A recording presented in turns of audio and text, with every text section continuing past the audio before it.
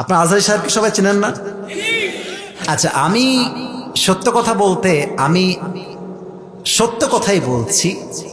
যখন আজহারী সাহেব পুরো বাংলাদেশে খুব বেশি ভাইরাল, সবাই তাকে অনেকটা ভালোবাসতো, আমি তার একজন হেইটার্স ছিলাম, to be honest with you. Just বলছি, বুঝলেই বুঝবেন একটু সামনে। কেন আমি হেইটার্স ছিলাম? ইংরেজি কেন বল, ওয়াজ মাহফিলি কি আমরা ইংরেজি শুনতে এসেছি? আর তার প্রথম একটা বক্তব্য আমার সামনে এসেছিল বয়ফ্রেন্ড গার্লফ্রেন্ড রিলেটেড, যেটা আমাদের দেশে এখন হয়ে গেছে 1.5 ঘন্টার তাফসির করবেন, তাফসির কেউ আপলোড দেয় না টিকটকে, খালি প্রেম ভালোবাসা কইলেই আপলোড। তোমরা ঠিক করো না কেন ভাই, কথা ঠিক আছে কিনা বলো? তা আমি আমার বাপকে বললাম, আব্বা নতুন একটা বক্তা আসছে, খালি উল্টাপাল্টা কয়, নবীর শানে উল্টাপাল্টা কয়, বক্তাটা খুব সুবিধা না। তবে দেখেন, it's just a matter of time, সময়ের ব্যবধান। আজকে যে মানুষটা সবার কাছে ঘৃণার পাত্র ছিল একটা সময়ে, এখন সবাই তার জানের জিগার হয়ে গেছে, তাকেও সবাই জানের টুকরা বানাই ফেলছে। আচ্ছা, আরো এক্সাম্পল দিলে বুঝবেন। সাইদি সাহেবকে দেখেন, মিথ্যা মামলার রায় দেওয়ার জন্য মিথ্যা সাক্ষী নিয়ে আসলো। আওয়ামী ফ্যাসিস্টরা কি ট্রাই করলো, যে উনি হচ্ছেন রাজাকার। আর সাইদি সাহেব ওপেনলি সবার সামনে বললেন, 1971 সালে রাজাকারের কোনো কাদা মাটি আমার গায়ে লাগে নাই যুবক ভাইরা। দিন শেষে কি প্রমাণ হলো? উনি একজন নির্দোষ মানুষ ছিলেন। তাহলে মূল মেসেজটা কি? মাঝে মাঝে আপনাদের বিরুদ্ধে অপপ্রচার হবে, যদি আল্লাহ আপনার সঙ্গে থাকে, আপনার অপপ্রচারটাই আপনার পক্ষের প্রচার হয়ে যাবে। আমার কথা কি বুঝতে পারছেন আপনারা? আল্লাহ আপনার সঙ্গে থাকলে অপপ্রচার হবে অনেক। আপনি দেখেন না, আমির হামজা সাহেব বয়স কত? এই তো অন অ্যাভারেজ 35 হবে।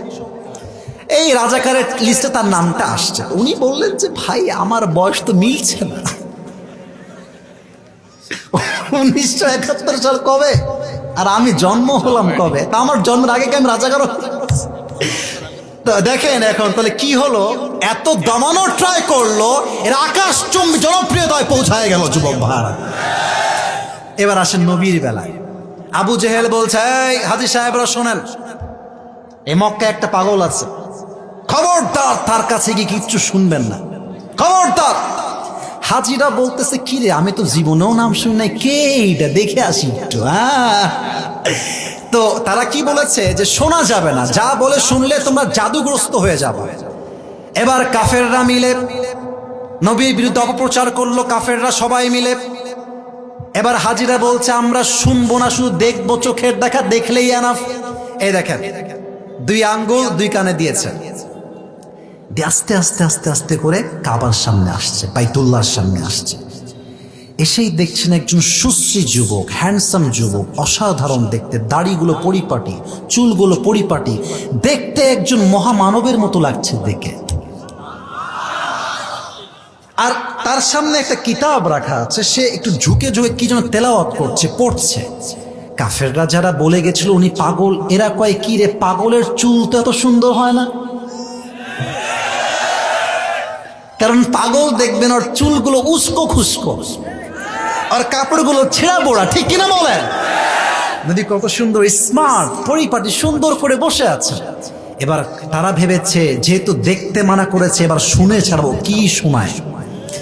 এমনে কান থেকে হাত হটিয়েছে, নবীজি বাইতুল্লাহর সামনে কোরআনটা হাতে নিয়ে মধুর কণ্ঠে সূরা রহমান তেলাওয়াত করছিলেন। এই তেলাওয়াতের শব্দ যখন কানে আসছে, হাজিরা বলছে, এর আদর্শ আমরা একা অ্যাকসেপ্ট করব না, তার আদর্শ গোটা বিশ্বে আমরা ছড়িয়ে দিব। যুবক ভাইরা, পক্ষে প্রচার হয়ে গেছে। ইভেন তারা যারা আসছিল, অনেকে কালেমা পড়ে মুসলমানও হয়ে গিয়েছে, সুবহানাল্লাহ। তবে হ্যাঁ, নবীর আদর্শ তুমি যখন বিলং করার ট্রাই করবা, অনেক ট্যাগ আসবে। আচ্ছা, আমার চেহারার দিকে তাকায়, আমার হাতের দিকে তাকায়, কম তো আমার হাতে যে আমি ধরে আছি, এইটা কুড়িগ্রামের অলিপুরের ভাইরা, এটা আমার হাতে, এইটা কি?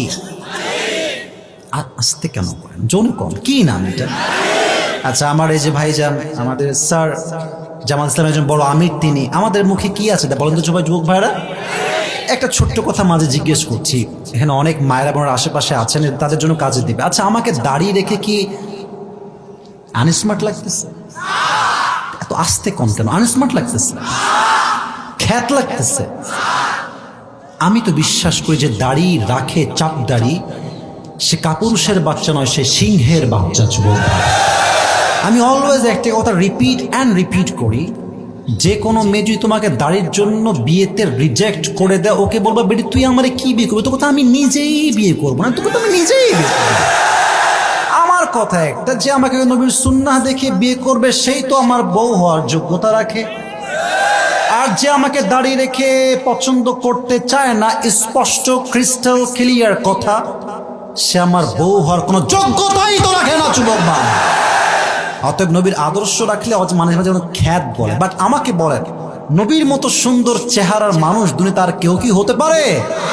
যাদের চেয়ে সুন্দর তুমি নবী আমার কামলিহিওয়ালা, দো জাহানের বাদশাহ তুমি প্যারা নবী সাল্লে আলা, দো জাহানের বাদশাহ তুমি প্যারা নবী সাল্লে আলা, চাঁদের চেয়ে সুন্দর তুমি নবী আমার কামলিহিওয়ালা। সুবহানাল্লাহ।